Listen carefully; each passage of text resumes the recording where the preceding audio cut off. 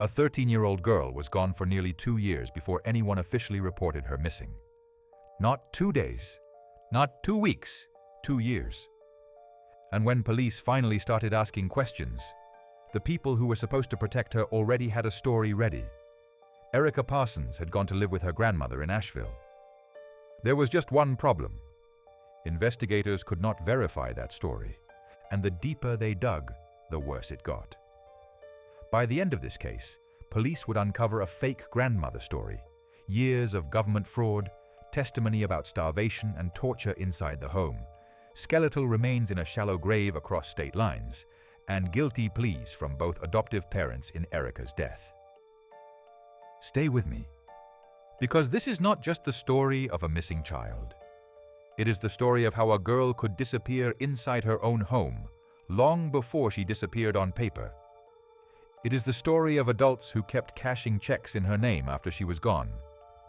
And it is the story of a child who, by almost every account that later surfaced, was not simply neglected. She was systematically broken. Erica Lynn Parsons was born on February 24, 1998. Her biological mother, Carolyn Parsons, later said she believed family members could give Erica a more stable life than she could at the time, and Erica was adopted when she was still very young. Reporting over the years also noted that Erica had hearing and learning difficulties, which mattered legally because it made the adoptive household eligible for government assistance connected to her care. What matters even more is who Erica was before she became a case file. She was a child, a little girl who wanted love, safety, food, comfort, and some ordinary sense that home was where she would be protected. That is the part that gets buried in cases like this. People remember the headlines, the warrants, the plea deals, the grave, the courtroom. But before all of that, Erica was just a kid trying to survive inside a house where the people in charge of her life would later be accused of destroying it. Multiple judges, prosecutors, and investigators came back to the same basic truth. Erica was defenseless, vulnerable, and failed by the adults around her. The public first learned Erica's name because of what happened on July 30, 2013. That was the day Jamie Parsons, Erica's adoptive brother, went to the Rowan County Sheriff's Office and reported her missing. He told investigators he had not seen Erica since late 2011, when she was 13 years old. The missing person report did not come from a frantic parent. It came from her brother, after what reporting later described as a fight with Casey and Sandy Parsons. From the beginning, that alone made the case deeply abnormal. A child supposedly leaves home in 2011, and nobody formally reports her missing until the summer of 2013? That is not normal delay. That is a red flag the size of a building. When investigators asked Casey and Sandy where Erica was, they gave the explanation that would define the early stage of the case. Erica had gone to live with her grandmother, sometimes referred to publicly as Nan, in Asheville, North Carolina. They insisted she was alive. They pushed the idea that Erica had simply left the household and stayed gone. They even took that narrative into the media, including a national appearance on Dr. Phil. But law enforcement could not verify the grandmother story, and one federal judge would later say it plainly: it did not pass the smell test. That is when the case started to shift. Because once police began checking public records, family claims, and financial records, the grandmother in Asheville explanation began to collapse. Authorities could not find evidence that the woman Casey described was actually caring for Erica. By 2015, even federal court proceedings were already making clear that there was no verifiable trace of the child during the period when her adoptive parents were still taking money for her care. The lie was not just weak, it was becoming measurable. There was no school trail, no reliable records of her living somewhere else, no real-world proof that the child was alive and being cared for outside that home. And then the financial angle exploded. While the public saw a missing child investigation, federal investigators saw something else too: money. Casey and Sandy Parsons had continued collecting government benefits tied to Erica after she was no longer living in the house. Reporting at the time put the monthly adoption assistance payments at $634. They also continued claiming benefits and using Erica's status for financial gain, long after no one could verify where she was. That fraud case became a major pressure point, because even before prosecutors could prove exactly how Erica died, they could prove the Parsonses were lying for money. That federal case mattered more than people sometimes realize. It was not the murder case yet, but it cracked the door open. In 2014 and 2015, the fraud prosecution put Casey and Sandy Parsons in a courtroom and forced witness testimony into the record. Casey pleaded guilty to multiple fraud-related charges. Sandy went to trial and was convicted on 43 federal fraud counts. In March 2015, Casey was sentenced to 10 years in federal prison and Sandy to 8 years, along with supervised release and restitution. And during that sentencing, the judge made it painfully clear that he believed this case was far bigger than paperwork fraud. He said he had sentenced close to 1,000 people and could not think of a case that had troubled him more. He told Casey and Sandy they were responsible for Erica's death, called Casey morally bankrupt, and said of Erica, "There was just a little girl who wanted to be loved." That line matters because stripped of every legal label, every procedural step, every argument over charges, that was the core truth of the case. A little girl wanted to be loved. Instead, by the time the testimony started piling up, the picture that emerged was one of chronic abuse so severe that even seasoned observers struggled to describe it without sounding unreal. Jamie Parsons testified in federal court that Erica endured constant abuse. Other relatives backed up key parts of that picture. According to the testimony and later reporting, Erica was forced to stand in a corner for long periods, locked in a closet, deprived of food, and at times made to eat dog food. Witnesses said her fingers were bent backwards hard enough to break them, and that she was denied proper medical care. Testimony also described her being denied normal bathing, denied a bed, and cut off from the kind of ordinary care that even troubled children still deserve. The case stopped looking like a missing child mystery and started looking like a long-running torture case hidden in plain sight. And then there was Jamie's description of the last time he saw her. He said that in late 2011, Erica looked pale, weak, and terribly ill. He told the court she looked like a zombie. He said she told him she did not feel good and could not breathe well.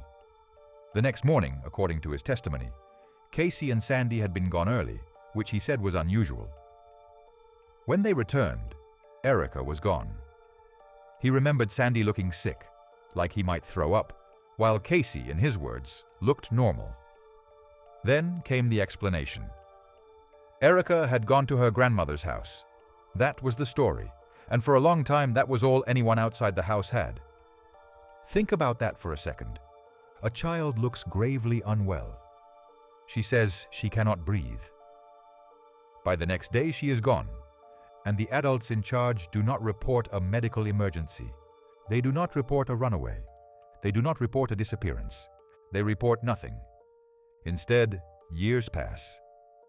That silence is one of the most disturbing parts of this entire case, because the delay did not just obscure the timeline. It almost erased Erica altogether. By the time police were formally looking for her, any clean crime scene, any immediate forensic window, any chance of swift rescue or direct reconstruction had been lost. The people who had the first duty to protect her were also the people who controlled the story. Law enforcement kept pushing. The FBI joined the case. In January 2014, the Bureau publicly offered a reward of up to $25,000 for information leading to Erica's location or return. Search warrants were executed. Properties were examined. Investigators looked for proof that Erica had been alive anywhere after late 2011. They found no reliable record that she was living with any grandmother, and they found no normal paper trail of a child simply relocated to another home. The public searched too. Volunteers kept Erica's name alive, while law enforcement kept building the case. For a while, though, there was still no body, no confirmed grave, no final physical proof of death. And that matters in court because suspicion is not enough. Even horrifying testimony is not enough by itself. investigators needed something undeniable. That is why the 2016 breakthrough was so huge. By then, Casey and Sandy Parsons were already serving federal prison sentences in the fraud case. And while in custody, Sandy Parsons finally agreed to cooperate in a way that changed everything. In late September 2016, Sandy Parsons led investigators to Chesterfield County, South Carolina. The site was near Blair Hendricks Road, between Pageland and Mount Croghan, in a wooded area off Highway 9. According to law enforcement reporting, a cadaver dog indicated the location, and within a short time investigators began recovering evidence and skeletal remains. Those remains were later positively identified as Erica Parsons. After years of lies, years of false hope, years of shifting stories, Erica had finally been found. She had not run away. She had not gone to live safely with anyone. She had been buried in a shallow grave. That discovery changed the case forever. Because once Erica's remains were recovered, the state medical examiner could finally do what no rumor, interview, or family story ever could: let the body speak. And what Erica's body said was horrifying. In January 2018, the autopsy findings became public. The medical examiner ruled Erica's death homicidal violence of undetermined means. The report documented multiple fractures in various stages of healing, including injuries to the nasal bones, jaw, right upper arm, finger bone, ribs, and vertebrae. A bone density test showed levels low for her age, and the lengths of her lower limb bones reflected a pronounced growth deficit. In simple terms, the autopsy showed not just fatal violence, but long-term abuse, malnourishment, and a body that had been under stress for a very long time. The report went even further. It stated that the fractures were consistent with multiple blunt force injuries over a prolonged period, and that the growth deficit and low bone density were consistent with malnourishment. It also said that based on Erica's condition before her disappearance, investigators could not rule out untreated infection or sepsis, rhabdomyolysis, renal failure, poisoning, terminal blunt force trauma, suffocation, or strangulation. That means the state could not pin the death to one single clean mechanism. But it could say something just as important. Erica did not die naturally. She died in the context of severe, prolonged abuse, and her manner of death was homicide. That was the legal turning point. In 2018, Casey and Sandy Parsons were charged in Erica's death. Reporting at the time said the charges included first-degree murder, child abuse, concealment of death, and obstruction of justice. After years of fraud litigation, interviews, searches, and public pressure, the murder case had finally arrived. But even then, the case still carried one final layer of ugliness. Casey's stories kept changing. At different points, reporting showed Casey offering multiple explanations for how Erica died, including claims that Erica killed herself. In court, prosecutors said Casey had claimed Erica overdosed on pills, and later said she hanged herself with a dog leash. Another account said bleach was poured over Erica's body, the body was kept in a storage tote, and the family even went to a Christmas party before later burying her in South Carolina. Read that again. Not only were the stories inconsistent, they were grotesque, and every new version made the old ones look even more calculated. Then came the first real courtroom collapse. On August 2nd, 2019, Casey Parsons pleaded guilty in Rowan County Superior Court to first-degree murder and felony child abuse in Erica's death. She received life without parole. Reporting also said she received consecutive time on related charges that added 23 more years. In court, she told the judge, "I failed God. I failed Erica. I failed horribly." The plea ended years of denial from a woman who had once gone on television and pretended Erica was alive. That plea was not just a legal event. It was the collapse of the central lie. For years, Casey and Sandy had presented themselves publicly as parents of a missing child. Casey had stood before cameras and suggested Erica was somewhere out there. She had helped sustain a fiction in which the mystery was Erica's location, not Erica's death. The guilty plea stripped that away. The mystery was never whether Erica was gone. The mystery was how long her killers thought they could keep everyone else from proving it. A few months later, Sandy Parsons followed. On December 17, 2019, he pleaded guilty to second-degree murder, child abuse, concealment of death, and obstruction of justice. He was sentenced to 33 to 43.5 years in prison. Reporting later noted that his earliest release eligibility would come only when he was around 82 years old. By then, the last real question in the case was no longer who was responsible. It was how the legal system would divide that responsibility between the dominant abuser and the man who stood by, participated, concealed, lied, and helped bury a child. And that is where this case becomes even more important than the verdicts.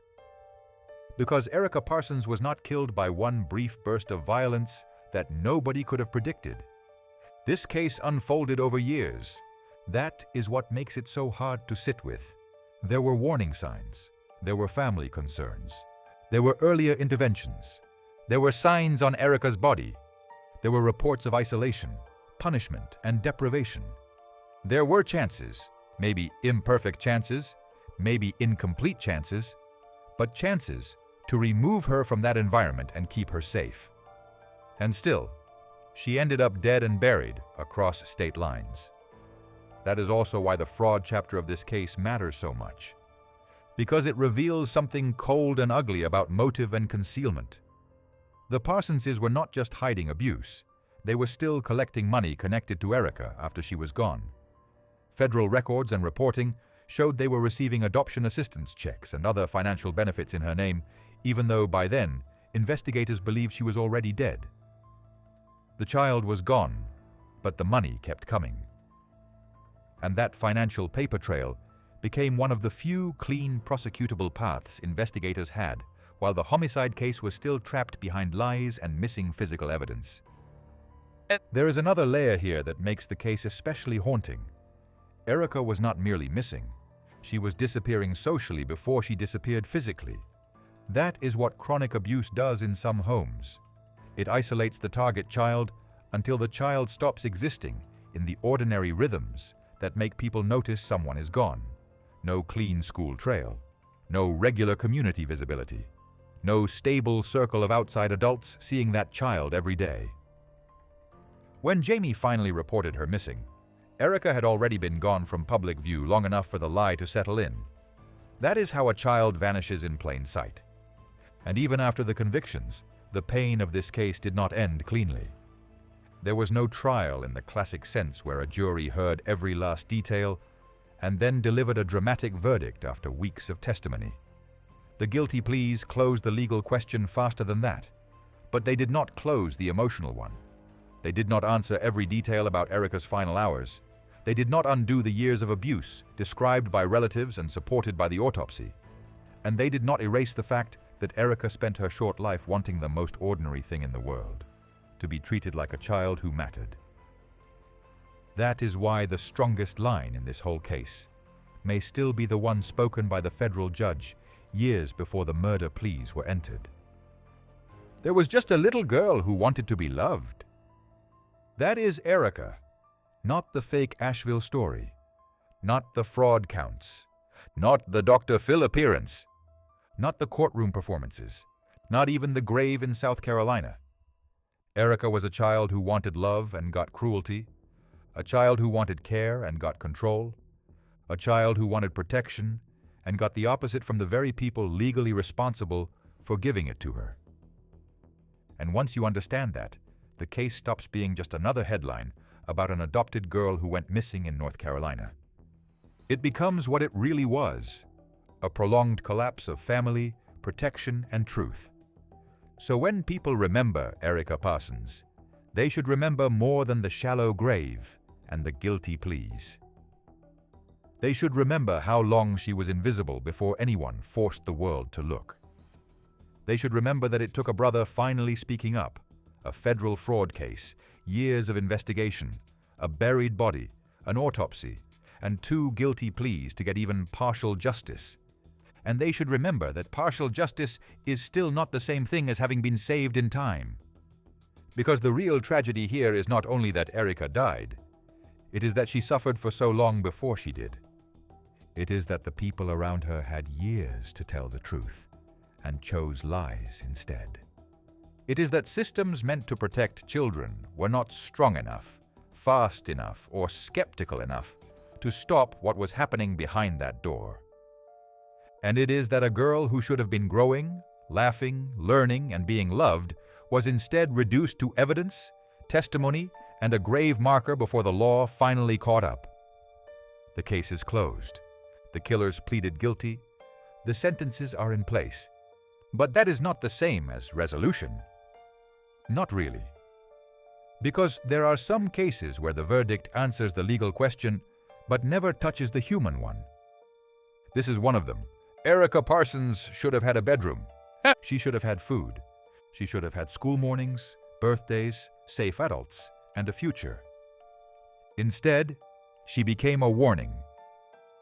A warning about what happens when abuse is normalized inside a home. A warning about how easily a vulnerable child can be silenced when the abusers control the story. A warning about how money, fear, and manipulation can keep the truth buried for years. And maybe that is the line this case leaves behind. Not that justice eventually came, but that justice came late. Too late for Erica. Which means the real question is not whether the Parsonses were punished. They were. The real question is how many chances there were to save her before anyone ever had to dig her out of the ground. And that is the part of this story that should stay with you after everything else fades. Because the grave was in South Carolina. But Erica was lost long before that. Thank you to everyone who watched this video. We truly hope this story mattered to you. And if you'd like to support the channel and help us continue creating content, please like the video, leave a comment, share it, and subscribe to the channel. Your support really makes a difference, and we genuinely appreciate every person who helps keep these stories from being forgotten.